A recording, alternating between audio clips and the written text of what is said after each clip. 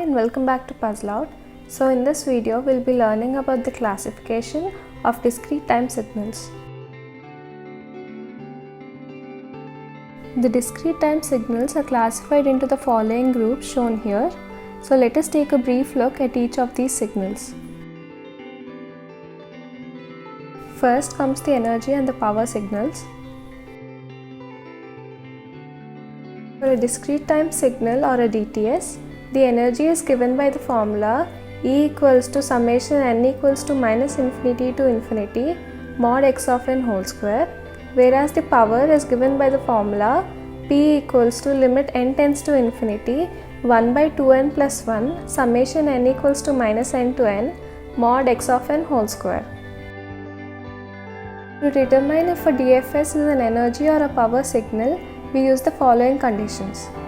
A given signal becomes an energy signal if the total energy is finite and the power is equal to 0. Whereas if it is a power signal, the total energy of the signal becomes infinite and the power becomes finite. A signal is neither an energy nor a power signal if it does not follow any of these above conditions. Periodic and aperiodic signals. Signals that repeat itself after a certain interval of time is known as a periodic signal, and the time after which the signal repeats is known as a period. On the other hand, aperiodic signals are those which does not repeat itself at any interval of time.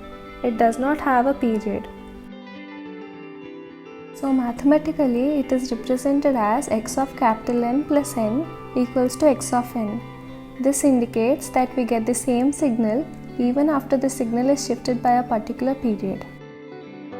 The above conditions does not satisfy for an aperiodic signal.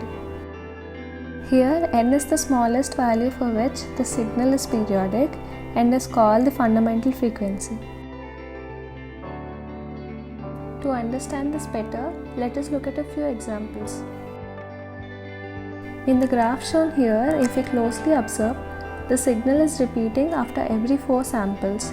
Hence, it is periodic with the value of n equal to 4.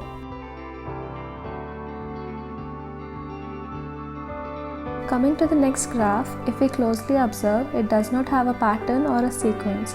Thus, it is an aperiodic signal with no period. Now, how do we determine the period if the signal is trigonometric in nature? In order to find the period, we derive an equation for finding its fundamental frequency. Now, let us consider a discrete time signal x of n equals to a sin omega naught n plus theta. We consider this as equation 1. We know that the equation x of n plus n equals to x of n is true for periodic signals. So when we replace n by n plus n in equation 1, we get the following equations. We consider this as equation 2. For x of n to satisfy the condition of periodic signals, omega naught n should be a multiple of 2 pi. So we express it as omega naught n equals to 2 pi m. This can be further written as omega naught equals to 2 pi m by n. In terms of its fundamental frequency, n equals to 2 pi m by omega naught. Here, m is the minimum integer value for which n is a possible integer. The next type of signals are the even and the odd signals.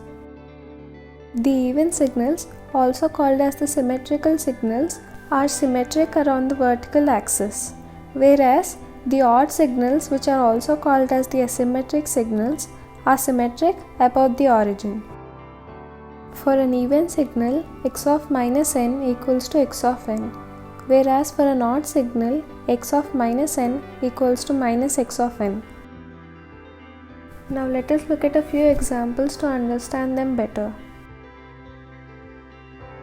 In the graph shown here, the signal along the negative samples is gradually increasing, whereas the signal in the positive samples is gradually decreasing. When we carefully look, the signal is symmetric about the line x of n, which is the y-axis. Thus, it is an even signal. Now looking at this graph in the similar manner as before, the graph is symmetrical about the origin, making it an odd signal. Now let us find the even and odd components of a given signal. In order to do so, we express x of n in terms of its even and odd components. We consider this as equation 1. Here, xe of n is the even component of the signal and xo of n is the odd component of the signal. Now we replace n by minus n. After replacing, we get the following equation. Now we know that for an even component, x of minus n is equal to x of n, and for an odd component, x of minus n is equals to minus x of n. So we get the following equation: x of minus n equals to xe of n minus xo of n. We consider this as equation 2. Now we add equation 1 and 2. The obtained equation has two even components of the same magnitude and two odd components of different magnitude. So the odd components get cancelled. Rearranging this equation further, we get xe of n equals to half into x of n plus x of minus n, which is the even component. Similarly, we subtract equations 1 and 2 to get the odd component. We get the odd component as xo of n equals to half x of n minus x of minus n. The last type of signals are the causal and the non-causal signals. A causal signal has zero amplitude for all negative period of time. Few such examples include unit step signal, a random signal with zero amplitude in the negative time period, and a unit step signal which is multiplied by a power n.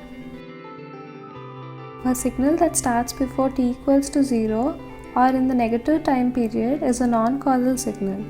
Few such examples include an exponential signal and a random signal with amplitudes greater than 0 in the negative time period. Now if a signal has zero amplitude in the positive time period, it is known as an anti-causal signal. Thank you.